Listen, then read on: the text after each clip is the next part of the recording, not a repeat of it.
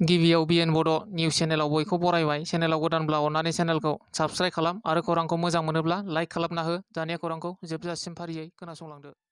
गसाइगाव श्रीरामपुराव गोबां बार्मिस दंफां थानाय कन्टेनार ट्राकजों लोगोसे सानै सुबुंखौ पुलिसआ खादों।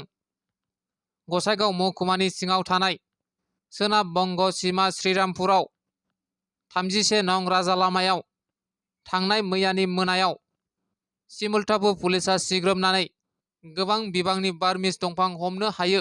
हमजानाय बार्मिस दंफांखौ 20 लाख रांनि गोबां जागोन होनना पुलिसआ मिथिहोयो। हमनो मोननाय कन्टेनार ट्राकनि नाम्बारखौ UP 21 CN 8322 होननानै मिथिनो मोननाय जादों। बेलासिफारायाव दुंहाव थासारि सोमजिदों। थांनाय हरनि समाव सिनाय मोनै दुथाङा सासे लाइमोनखौ गुलि गावनानै बुथारदों। बेलासिफारा वार्ड नम्बर 8 BTR रतल भैरबगन्जआव गिख्रंथाव जाथाया सोमजिदों। ओनसोलनि थागिबि रायजो राजाफ्रा बेलासिफारा पुलिस थानायाव थाना घेराव खालामनानै दुंहाव थासारि सोमजिदों। बेलासिफारानि बाराथिया थानाय न'आवनो बासेर आलीखौ सोरबा सिनाय मोनै दुथाङा गुलि गावना बुथारदों। जाथायनि सायाव गोख्रों नायबिजिरना दायनिगिरिखौ साजा होनो दाबि दैखांदों रायजो राजाफोरा। लामानि जाब्रबथायजों सासे पुलिस बिबानगिरिनि जिउ खहा। गसाइगावनि साखाथियाव थानाय पदबिलनि 31 नं माहारियारि राजा लामायाव लामानि जाब्रबथायाव सासे पुलिस बिबानगिरिया गोब्राब जोखोम जायो। थांनाय मैयानि समाव सानजौफुनि 12 रिंगासोआव बे जाथाया जादों होननानै मिथिनो मोननाय जादों।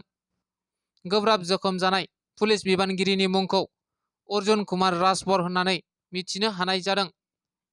गोब्राब जोखोम जानाय अर्जुन कुमार राजबरखौ गसाइगावनि RNB देहा फाहामसालियाव थिसननाय जादोंमोनब्लाबो फाहामथाय होबाय थानाय समावनो अर्जुन कुमार राजबरा रुंसारि जायो। अर्जुन कुमार राजबरखौ बङाइगाव जिल्ला मानिकपुरनि थागिबि होननानै मिथिनो मोननाय जादों। मख'नो गोनांदि अर्जुन कुमार राजबरा सुथि जोबनायनि उनाव न'निफ्राय डिउटियाव जयेन जानोसो फैफिनदोंमोन। बे समावनो टाटा मेजिक गारिया बिथांखौ सौग्रावनानै गालांदों। गसाइगाव महकुमानि जानालिगाव गामिनि कान्तालु नार्जारिया गावनि बिसि बिहुला नार्जारि आरो 9 बोसोर बैसोनि फिसाज्लाखौ लानानै 2 बोसोरनि सिगां गुजरातआव खामानि मावनो थांदोंमोन। फोरमायनाय बादिब्ला राजस्थानाव थांनाय 19 मे अक्ट'आव न'आव फैफिननो होननानै लाहार फाहार खालामदोंमोन नखरा। नाथाय 17 अक्ट'आवनो सि बायनो होननानै ओंखारलांदोंमोन। कान्तालु नार्जारिनि बिसि बिहुला नार्जारिया बै सानखालिनो गावसिनि थाग्रा खथासिम फैफिनाखै। बे सानखालिनो कार्बि आंलंनि किरेन मुंनि सेंग्राजों गावनि गथ' आरो फिसायखौ गारनानै खारखोमायो। बिहुला नार्जारिया खनले फन खालामनायावबो फिसायनि फन दिखोआखै होनना फोरमायदों फिसाय कान्तालु नार्जारिया। उनाव कार्बि आंलंनि किरेन मुंनि सेंग्राजों खारबाय होननानै मिथिनो मोनदों। नाथाय हाजासे नागिरसेयावबो मोननो हायाखै होनना फोरमायदों फिसाया। बेनिखायनो सोरबाफोर नुयोब्ला 9054488742 आरो गुबुन मोनसेबाव 9664523516 बे मबाइल नाम्बाराव खौरां हरनो थाखाय नखरा खावलायदों। बाक्सानि तामुलपुराव खुंजानाय अल बड' डिजिटेल जार्नालिस्ट एस'सिएशननि खौरांगिरि मावबादायाव बाहागो लानानै एबसुनि गाहाय नेहाथारि कनिन्द्र बसुमतारिया खौरांगिरिनि सिगाङाव बुंथिदों। बिथाङा आलासि महरै बाहागो लानानै बुंदोंदि जों बबावमोन, नाथाय दा बर' लाइमोनफोरनि नाजानायजों बर' खौरांगिरि सोरजिनो हानायनि उनावसो गासैबो बिथिङाव जौगासारनाय फैदों।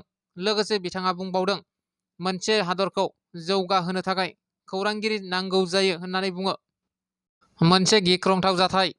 सासे आइजोखौ मोन 6 थुख्रा खालामदों दुथां सुबुङा। मोननांगौ रां दाहारखौ बिफिननायाव बुथारजादों सासे आइजोआ। बे सोमोनांथाव जाथायानो जादों चन्द्रमहन आरो इयाराम अनुराधा रेड्डीनि गेजेराव। चन्द्रमहना 48 बोसोर बैसोनि सासे हाबा जायै सुबुं आरो इयाराम अनुराधा रेड्डीया 55 बोसोर बैसोनि सासे फिसाय थैजानाय आइजोमोन, जायनाखि देहा फाहामसालियाव नार्स हिसाबै खामानि मावो। मिथिनाय बादिब्ला चन्द्रमोहन आरो अनुराधा रेड्डीनि गेजेराव 15 बोसोर सिगांनिफ्रायनो सोमोन्दो दंमोन। सोमोन्दोआव थानानै मोनसे समाव चन्द्रमोहनआ अनुराधानिफ्राय 7 लाख रां दाहार लाथ'दोंमोन। रां दाहार लाथ'नायनि उनाव रांखौ मोनफिनैयाव अनुराधाया थोंजोङै रांखौ बिफिनदोंमोन। नाथाय रां बिनायाव चन्द्रमोहनआ रांखौ हरनायनि अनगा अनुराधाखौ बुथारनानै अनुराधानि गोथै देहाखौ खेबसेनो आखाइ, आथिं, खर' गासिबो आलादा आलादा मोन 6 थुख्रा खालामना गाव थाग्रा न'नि फ्रिज आरो बाक्सुआव सोना दोनदोंमोन। बेबायदिनो बुथार जानायनि खर'खौ दुथां चन्द्रमोहनआ मुसि दैमायाव गारना दोनहैदोंमोन। गारना दोनहैनाय खर'खौ नुनाय सुबुंफ्रा पुलिसनो मिथिहोयो आरो गासिबो जाथायखौनो गोथौयै नायबिजिरनानै दायो चन्द्रमोहनखौ हमनो हायो। मिथिनो मोननाय बादिब्ला पुलिसआ बे गासै जाथायखौ CCTV फुटेजाव सेबखांनायनिफ्रायनो हमनो हायो। बे सोमोनांथाव आरो गिख्रंथाव जाथायानो जादों हायद्राबादाव मोनसे मुगैथाव जाथाय। 14 बोसोर बैसोनि सासे हिन्जावसाखौ लांखारनानै गें रेप खालामदों माखासे जुनाद आखुनि दुथां सुबुंफोरा। बे जाथाया जादोंमोन थांनाय 23 मे मंगलबार खालि आसामनि काछार जिल्लानि सिलचराव। 23 मे मोनानि समाव साथाम दुथांफोरा बे हिन्जावसाखौ सिलचर सहरनि माहारियारि राजा लामानिफ्राय दिखोना रावबो गैयै जायगायाव लांनानै जिनाहारि खालामहैदोंमोन। जिनाहारि खालामखांनायनि उनाव हिन्जावसाखौ बुधबारनि सोरांसि समाव सनाइ रडआव गारना गालाङो होननानै मिथिनो मोननाय जादों। बेनि उनाव पेट्रलिं खालामबाय थानाय समाव पुलिसफोरा बेखौ लामायाव गोदाव सोराव थाबायबाय थानायखौ नुनानै गावसोरजों लोगोआव गारियाव दिखोनानै थानासिम लानानै फैयो। पुलिसनि सोंनायाव हिन्जावसाया गासै बाथ्राखौ फोरमायनाय लोगो लोगोनो पुलिसआ नायबिजिरनायखौ जागायो आरो हरसे नायबिजिरनायनि गेजेरजोंनो साथामबो दायनिगिरिखौ पुलिसआ हमनो हादों होनना मिथिनो मोननाय जादों। जिनाहारि खालामग्रा साथाम दायनिगिरिनि मुङा फारियै सौरभ देबनाथ, सन्जय सूत्रधर आरो मिथुन दास होननानै मिथिनो मोननाय जादों आरो बिसोर साथाम दायनिगिरिनि सायाव पक्स' एक्ट आयेननि गेजेरजों केस थिसनबाय होननानै पुलिसआ मिथिहोदों। दिनैनि खौराङा बेखिनियानो। गोजोन्थों।